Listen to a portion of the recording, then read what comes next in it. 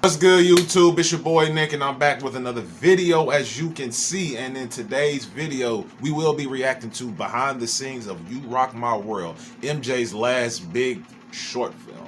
You know what I'm saying? And the title speaks for itself, because this was his last, you know what I'm saying, short film that he did before he took his hiatus. You know what I'm saying? But without further ado, man, let's just get straight into the video and let's get straight to the point. You dig what I'm saying? Chris Tucker, Marlon Brando, a nightclub full of danger, and Michael Jackson in the middle of it all, smooth as ever. When You Rock My World dropped in 2001, it wasn't just another music video. It was a statement, a mini-movie, a throwback to MJ's cinematic glory days. But what most people don't know is what went on behind the scenes, because this short film had drama, chaos, and surprises that never made it to the screen. From MJ fighting to keep full creative control, to Marlon Brando showing up, barely acting and getting paid a fortune, to Chris Tucker stealing every scene without a script. This wasn't just MJ's last big short film, it was the end of an era. And the real story behind it? Way crazier than anyone expected. Okay. I'm listening. Let's get into it. Why You Rock My World mattered. By 2001, the music world had changed. TRL ruled the airwaves. Pop was dominated by boy bands and rap was exploding. But Michael Jackson? He was about to remind the world who the real king was. You Rock My World wasn't just a comeback single, it was MJ's return to form.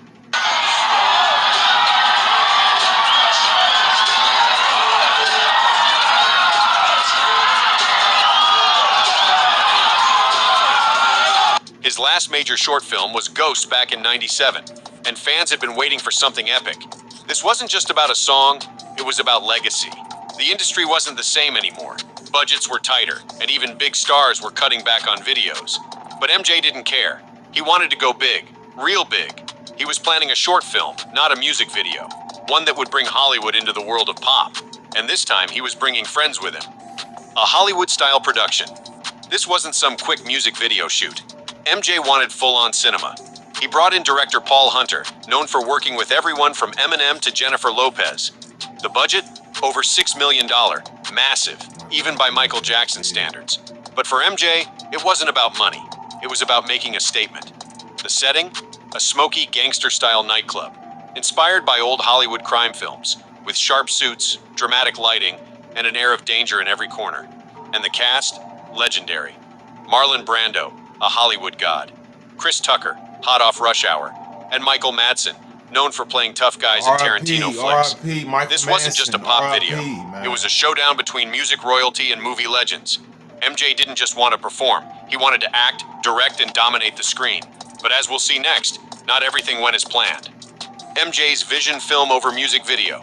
Michael Jackson never... And the You Rock My World video, it low-key kind of reminds me of it low-key reminds you of Smooth Criminal in a way, but in modern time. You know what I'm saying? That's what it reminds me of. You know what I'm saying? It reminds me of Smooth Criminal in modern time. You know what I'm saying? But it's still a dope video. This was definitely his comeback. You know what I'm saying? And I think that's why he was trying to do everything so big, because he like in the video, he's trying to make a statement. He was trying to make a statement, you know what I'm saying? And he's trying to let everybody know and remember who he was, man, and who he still is to this day as we speak. You know what I'm saying? R.I.P. to Mike, man. Thought small. And with You Rock My World, he wasn't aiming for another chart topper. He was creating a story.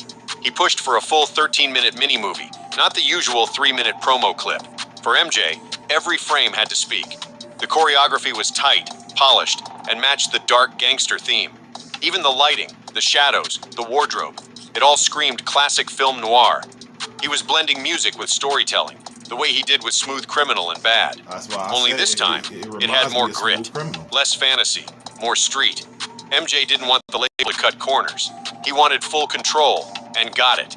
Because when Michael stepped on set, he wasn't just the performer, he was the director in disguise. The whole short film moved to his rhythm. But while MJ was building a masterpiece, one actor wasn't exactly on the same page. Marlon Brando's odd involvement. When Marlon Brando showed up on set, people were shocked. Not just because of his legendary status, but because no one really knew why he was there. Brando had barely any lines. He didn't dance. He didn't sing. He sat in a chair, delivered a strange monologue, and left.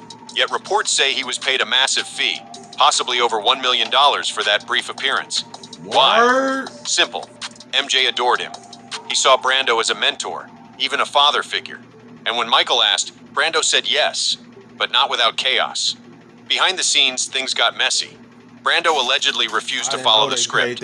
Some say he didn't want to rehearse. Others claim he barely understood the role.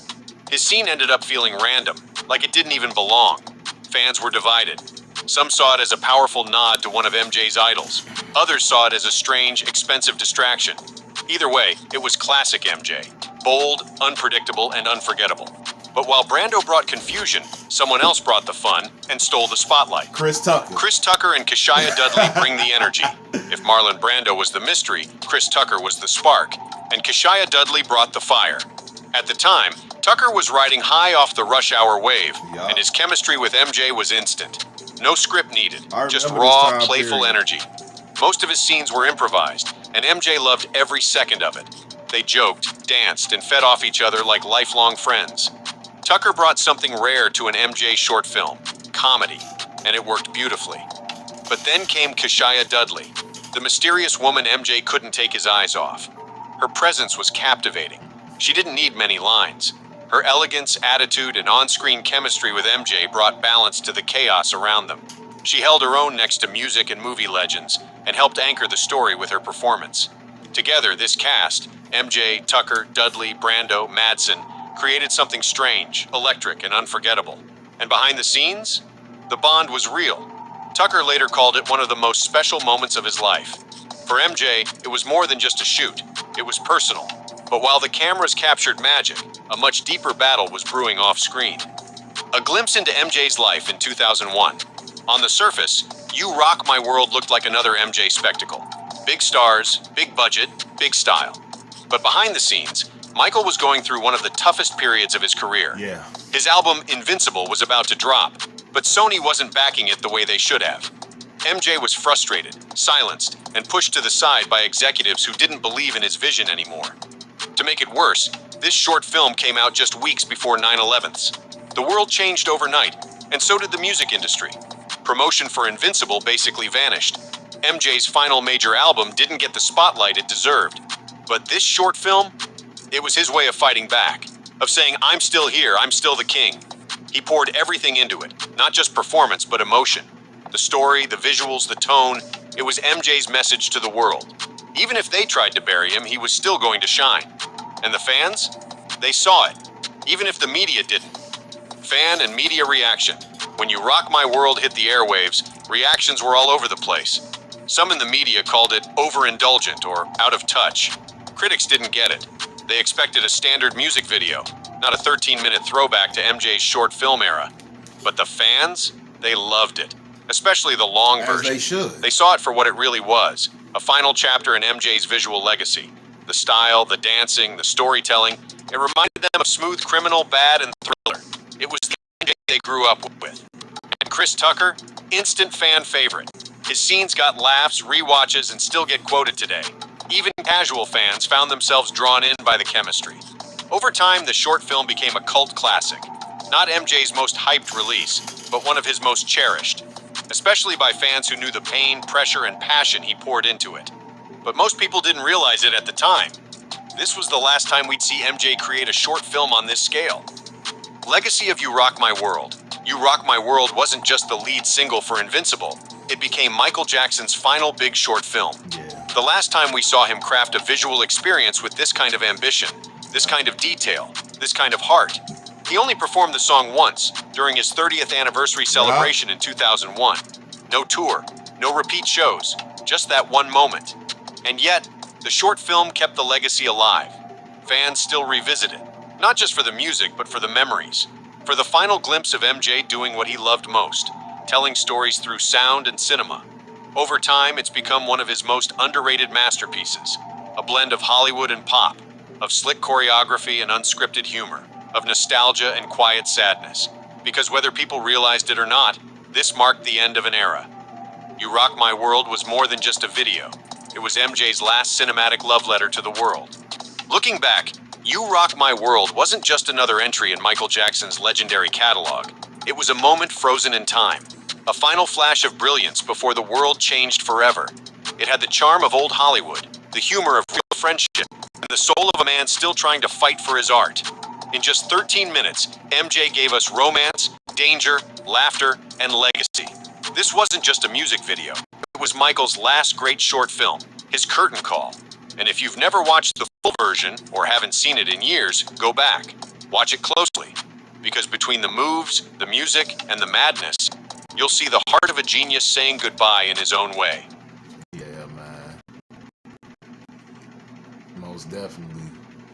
So that's the end of this video, man. But You Rock My World, bro. Like, it's still special to this day.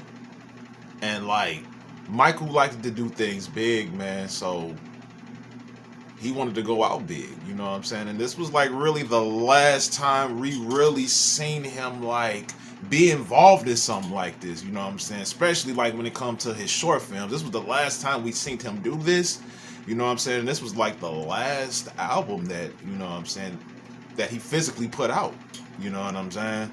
So, yo, You Rock My World is very, very special, man. You can go back and still look at it and have a good time watching it, and Chris Tucker still making you laugh, you know what I'm saying, with his quotes and stuff like that, and people still say these quotes to this day. He was having issues with Sony, man, and like they wasn't really doing this album justice, and then that's when Michael came out and said the things that he said, you know what I'm saying? So I completely understand where he was coming from with that, you know what I'm saying? But like, You Rock My World, still special. This is another album that I would like to react to and do a review on as well. So let me know in the comments, you know what I'm saying, if you guys want me to do that as well, because I do want to do like more reactions on his music and give my input on it. I do want to do that more, you know what I'm saying? So let me know. But that's the end of this video, you know what I'm saying? I don't like doing too much talking, you know what I'm saying? And I'm working on that. But that's the end of this video. Make sure you guys like this video if you liked it. Don't forget to subscribe to the channel if you're new. And don't forget to click that bell so you'll be notified whenever I do make new videos. And once again, don't forget to like this video if you like what you see. You know what I'm saying, bruh? But I've been your boy, Nick, and I'll see you in the next video, bruh. Peace.